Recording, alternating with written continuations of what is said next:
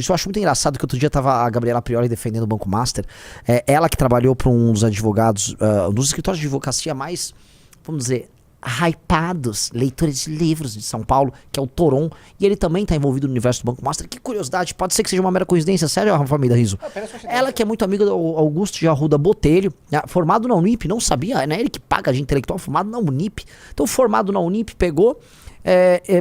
estava num avião, ele que trabalha, né, agora tá jogando pra turma do Banco Master, pegou um avião, viajou junto com o Toffoli, né, como se fosse a coisa mais normal do mundo, um advogado de defesa do caso viajando com um juiz que deu uma canetada absolutamente obscena em favor do Banco Master. Tá? Descobriram a turma da Operação da PF que o Alexandre de Moraes, através da esposa dele, vamos botar aqui, a esposa dele que não tem nenhuma relação profissional com ele, é apenas uma mera coincidência, ela recebia, havia um contrato de 130 e poucos milhões de reais, 120 e poucos milhões de reais, coisa de 3,6 milhões de reais por mês, tá?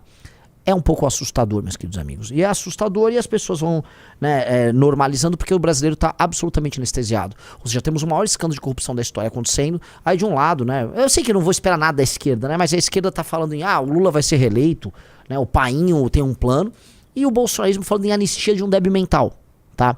E aí, como essas forças, elas dragam a energia cívica do brasileiro, a energia do cívica nossa é dragada para isso, as pessoas não estão fazendo absolutamente nada sobre o Banco Master. Eu posso falar pra vocês, Renan, se vocês não chamam a manifestação, ninguém vai. A população tá anestesiada. Anestesiada. A polarização fez com que as pessoas perdessem uma capacidade objetiva de julgamento da gravidade das coisas. Então, objetivamente, as pessoas deveriam olhar pro caso do Banco Master e falar, ok, se tem algo que merece que a gente vá pra rua, é isso. Ok? Tá todo mundo envolvido do STF, é os maiores grupos políticos do Brasil, alguns dos maiores grupos empresariais do Brasil. Temos que ir pra rua. Mas não, porque como as pessoas passaram a relativizar tudo isso, né? E aí se você é de direita, o seu cara de direita pode roubar, e se você é de esquerda, o seu cara de esquerda pode roubar, você meio que ficou meio que, essa história não... Né? História não atende meus desígnios e meus interesses. E se eu for falar em termos de faccionalismo, isso faz sentido, porque quando a gente olha, né, e começa a falar sobre o que virou a política no dito ocidente, nas ditas democracias ocidentais pós-redes sociais, a gente caiu num exercício de faccionalismo que precisa ser absolutamente cínico em si. Porque você precisa apenas que sua facção vença. Você não precisa que a sua facção seja virtuosa. Então se sua facção rouba, sua facção apronta, sua facção ela cruza certas linhas que não devem ser cruzadas, você vai fingir que nada aconteceu e você vai fazer piadas tentando justificar. E aí você vai apontar as incongruências, erros e roubalheiras da facção contrária. Os problemas do faccionalismo puro e simples é que a objetividade ela desaparece.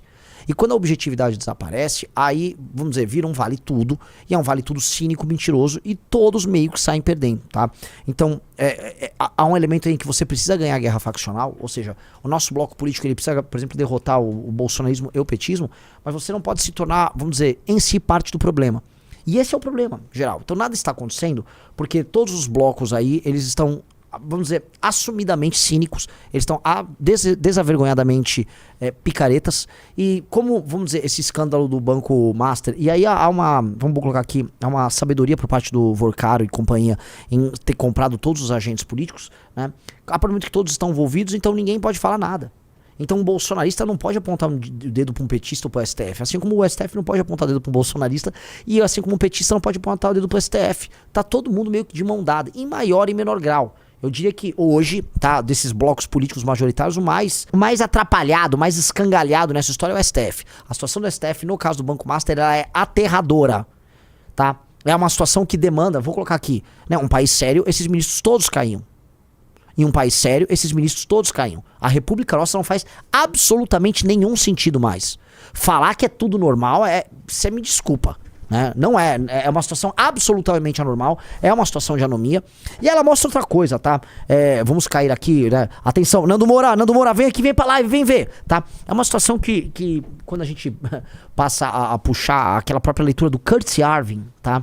Sobre essa coisa da tripartição dos poderes, é meio bobo, porque a tripartição dos poderes parte de uma ficção, que é a ficção de que os poderes, de fato, eles vão ficar restritos às suas funções, eles vão ter todos os poderes, vamos dizer, uma noção, vamos dizer, comum de nação, e aí, né, eles vão só ficar fiscalizando. Mentira. Aqui virou uma guerra de todos contra todos, e os poderes em si passam a disputar uns com os outros essas posições. Então é uma guerra faccional, não do ponto de vista meramente ideológico, mas é uma guerra faccional, também do ponto de vista dos poderes da estrutura tripartite do poder estatal, aquele modelo do Barão de Montesquieu, que em alguma medida está falido também. E não está falido só no Brasil, ele está falido no dito Ocidente inteiro. Um dos problemas que o Ocidente vem enfrentando, desculpa fazer essa pequena digressão aqui, é que na competição com a Ásia leva vantagem porque o poder executivo ele é muito capaz, então ele realiza coisas. Então você vê assim, as cidades chinesas acontecendo, investimentos em infraestrutura, transformações sociais, transformações humanas. O poder executivo executa, enquanto aqui no nosso, né, no nosso universo aqui, todo mitigado, as ações são mitigadas entre os poderes. Então, é frágil. E nós vamos precisar discutir isso. Qual é o papel dos poderes? Como a gente empodera o poder executivo para que as coisas voltem a acontecer? Ou o dito Ocidente vai pro buraco, como está indo? O tal do dito Ocidente meio que foi pro buraco. Eu dei essa volta nessa parte sobre a China, poder executivo, Ocidente, modelo mitigado, porque, né, no fim do dia, né, alguém vai falar que o Brasil é uma república federativa minimamente funcional, que há a tripartição dos poderes? Não há nada disso. Não há nada disso. E vivendo nesse caos que nós estamos vivendo, tá? E assistindo essas coisas, você vai precisar de fato de alguém de fora que vai chegar lá e vai, através do poder executivo, botar ordem na casa. O senhor Alexandre de Moraes, né, é um leitor de Carl Schmitt, e ele reinterpretou Carl Schmitt substituindo o poder executivo pelo poder judiciário, né, no sentido de que num momento de crise, o Carl Schmitt dizia, a autoridade vai emanar de algum lugar, e para o Carl Schmitt a autoridade deveria emanar do poder executivo, justamente para você resolver essas questões de crise. E isso foi desenhado por ele numa época ele, vamos dizer, ter um envolvimento um pouco maior com aquela turma que tem bigode e usa, né, aquelas roupas e se desfilava daquele jeito, né? O Carl Schmitt, ele temia a ascensão não só da turma do NAZISMO, mas também os comunistas, né? Um período né, muito deflagrado de conflitos ideológicos muito radicais que tinham na Alemanha, na República de Weimar. Então, ele achava que o Poder Executivo em algum momento ia ter que, para resolver essa crise, né, exercer autoridade. Não rolou. O Alexandre de Moraes é um leitor disso e ele tratou o Poder Judiciário como fonte de onde a autoridade emanava e o Judiciário iria resolver essas crises. E foi assim que eles concentraram muito poder. Só que essa concentração de poder veio acompanhada também de uma volúpia por outras coisas, porque não é normal escritórios de advocacia de parentes de ministros do STF ficarem fazendo negócios por aí na maior cara de... Não é normal. Falar que isso é normal, a pessoa tá completamente maluca. Todo mundo sabe que é normal. Todo mundo sabe que esses caras estão com superpoderes. Todo mundo sabe que se você começar a falar o que esses caras estão fazendo, você vai preso, você vai em cana, você é perseguido, todo mundo sabe. Falar que, né, todo mundo sabe. E aí, vamos pegar aqui, cadê os outros candidatos falando disso? Repararam isso? Cadê os outros pré-candidatos? O Tarcisião aí, né, ficou vendo os caras falando, meu candidato é o Tarcísio. O Tarcisião tá falando isso? Flávio Rachada Bolsonaro, o vagabundo do Rachadinha, tá? O ladrão do Lula se beneficia, por enquanto, tá? De uma aliança conjuntural com esses membros do STF. É uma aliança conjuntural que eles usaram pra ferrar o Bolsonaro, pra andar com algumas coisas, mas tem uma crise contratada entre STF, especialmente Alexandre de Moraes, Gilmar Mendes e Lula, já. Vai ter treta aí entre eles, tá? E os outros eu nem sei dizer, né? O que o Ratinho pensa. O Zema nem pensa nada, o Zema é um bobo, né? Mas retornando aqui pra vaca fria. Esse é um problema que alguém vai ter que tocar, alguém vai ter que endereçar, e assim... Vamos tentar fazer da melhor maneira possível. Vamos colocar, vamos dizer, o gênio de volta na lâmpada, assim, da maneira mais suave possível. Mas o gênio vai ter que voltar pra lâmpada. Ou você não tem país. Porque, vamos lá, o STF concentrou poder e, assim, ele concentrou, aí ao concentrar poder ele derrubou prerrogativas do Legislativo, prerrogativas do Poder Executivo, começou a fazer controle de constitucionalidade sobre tudo. E aí, no fim do dia, né, de maneira curiosa... Eles acabaram também se seduzindo pelos excessos do poder. Porque todo mundo se seduz pelos excessos do poder. E aí, né, tá aí. Esses contratos, essas coisas. Isso não é normal. Isso não é normal.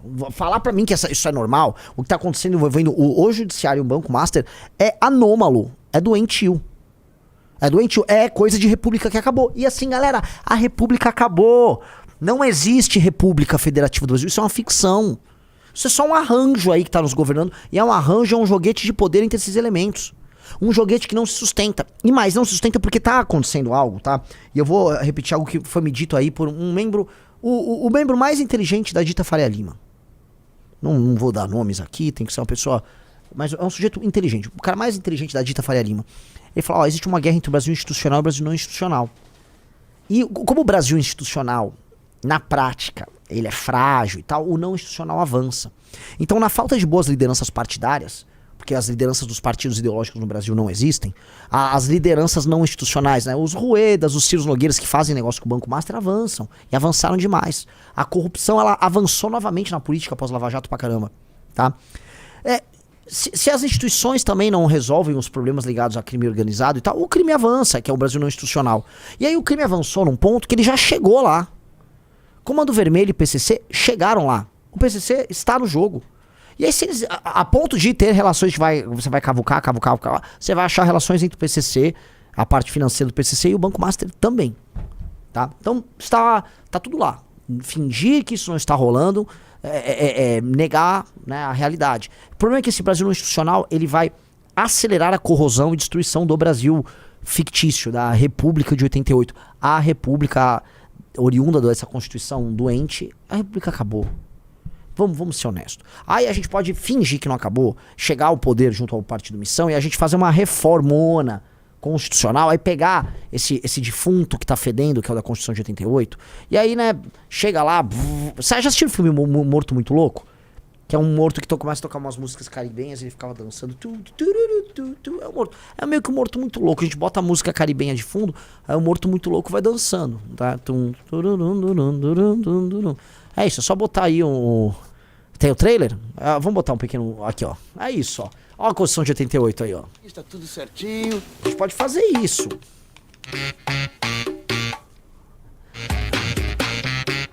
Vai pegar, a gente vai derrubar a live. É.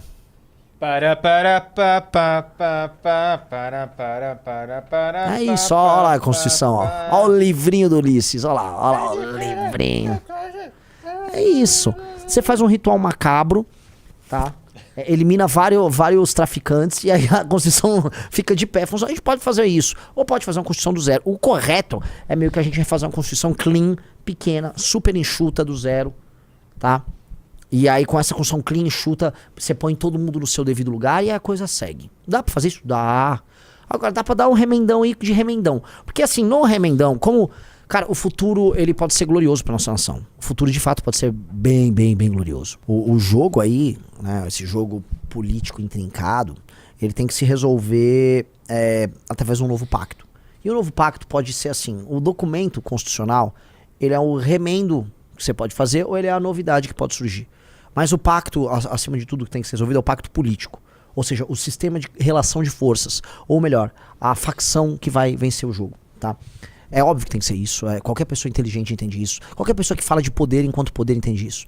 Ficar fingindo que é outra coisa é ficar caindo na ilusão, por exemplo, que o Augusto de Arruda Botelho, formado na Unip, tá? O Augusto de Arruda Botelho, formado na Unip, é um jurista preocupado com a democracia. O cara era advogado lá da turma de todos os escândalos ligados a Lava Jato. Aí ele depois passou a ser advogado da turma do Banco Master. Ou seja, tem uma super relação próxima com o ministro da Suprema Corte. E depois vai falar de direitos humanos. Não, olha só, o Estado de Direito. Que Estado de Direito? Ele é o próprio vírus do Estado de Direito. Então, essa turma aí que fica vomitando coisas, essa turma tem que ser só derrotada, tirada da frente. E nós precisamos criar uma nova correlação de forças. Essa correlação de forças necessariamente tem que se dar como um protagonismo do Poder Executivo. Tem que ter protagonismo do Poder Executivo. O protagonismo hoje existe, é do Poder Judiciário, tá? E, ó, aqui, só pra lembrar aqui, ó. Augusto de Arruda Botelho foi anunciado como secretário nacional de Justiça do governo de Luiz Inácio Lula da Silva em dezembro de 22 e empossado pelo ministro da Justiça e Segurança Pública, Flávio Dino, em janeiro de 23. Então vamos pegar, esse cara foi trabalhar no governo Lula, era do grupo Prerrogativas, ajudou a destruir a Lava Jato, e agora ele faz lobby com o Banco Master andando de avião com um amigo, foram amigos, né? Viajar de jatinho. Fala isso aí, assim, né? É óbvio que essa república acabou. Nesse novo pacto tem que ser feito, coisas têm que ser resolvidas. Vamos lá. Pacto federativo, um novo sistema relacional entre os estados improdutivos com os produtivos tem que ser desenhado, tá? Todo mundo sabe que uma das razões pela qual o Brasil não funciona é esse pacto federativo absolutamente doente. Destruição das facções e restabelecimento da ordem no Brasil. Regras simples, diretas e claras para se trabalhar, desde a contratação de uma pessoa, a demissão dessa pessoa, desde os impostos e a forma dos impostos que você vai pagar, tá? Desde as regras para você abrir e fechar o negócio, desde as regras para você poder fazer uma determinada obra, tudo isso tem que ser muito simplificado, muito simplificado. Nós temos que diminuir o sistema de justiça e acabar com os privilégios do sistema de justiça. Só de fazer isso, galera, só de fazer essas coisas que eu coloquei aqui, ou seja, um arranjo que favoreça um lado e este lado assumir o poder, o Brasil vai andar, esquece, o Brasil vai andar para os próximos 50, 100 anos, o Brasil será um dos 5 maiores PIBs do mundo, o Brasil será uma das 5 nações mais importantes do concerto internacional das nações, que seria Brasil, Estados Unidos, China, Índia, Rússia. São esses 5, tá? Cada um líder de mais ou menos um bloco, tá? E aí com seus alinhamentos específicos. O Brasil nasceu para ser top 5. E aí você fica blackpillando, você, ai não, o Brasil já era um bostil. Que país é um bostil que, neste momento da história, tem condições concretas de ser uma das 5 nações mais importantes do mundo, Riso? Falar que isso é um país eco é desistir demais. Lógico que nós estamos fazendo de tudo para ser um país eco, porque nós, especialmente nossas elites, e grande parte da população, tem uma mentalidade de país eco. A gente tá com uma mentalidade de país eco. Só que assim, a história tá avançando e a posição que nós estamos, inclusive os erros que nós adotamos ao longo dos últimos anos, se tornaram forças. Eu digo isso. A gente vai ver uma grande centralização e a tecnologia, ela é amiga dessa centralização, porque ela, né, ela consegue, como eu posso colocar, melhorar os processos. E aí um sistema centralizado, um exemplo é o SUS, ele vai, vamos dizer, se beneficiar muito com isso. Então o uso da tecnologia, da inteligência artificial vai tirar inclusive gargalos, desvantagens que a gente tem por conta do sistema centralizado que o Brasil tem de Estado. O Estado ele está presente em tudo. E aí vai virar uma vantagem. Então a gente vai ter desvantagens que vão virar vantagem. Só que aí a gente tem território, tem ainda população abundante. Nós, assim como nós não usamos o nosso potencial de recursos naturais aqui, né, que é abundante no Brasil, nós também não usamos o potencial de recursos humanos. Tá? E aí você fala, como assim? Por exemplo, eu tive lá em Saboeira, a viagem que eu fiz lá pro Ceará. Cara, eu vi as pessoas ali, eu conversei com as pessoas. Naturalmente, aquelas pessoas têm uma educação muito precária. A escola, tudo isso, né? A cultura de trabalho, a cultura burguesa de trabalho moderna não chegou lá. As pessoas estão alheias a tudo. Aquelas pessoas não são idiotas, gente. Aquelas pessoas são só um capital humano que não foi devidamente lapidado. Então aquelas pessoas podem entregar muito mais do que elas realmente entregam. Elas têm condições diretas de fazer isso. Não há nada que as impeça de, vamos dizer, se tornarem altamente produtivas, tá? Então, o que nós precisamos fazer? Nós precisamos capacitar, usar a tecnologia e tirar essas amarras que o Estado tem para fazer com que as pessoas sejam mais produtivas e mais capazes. Ponto. Gostou do vídeo? Considere se inscrever no canal e também siga @MBLiveTV, @MBL e @Cortes do MBL. Vamos juntos mudar o Brasil.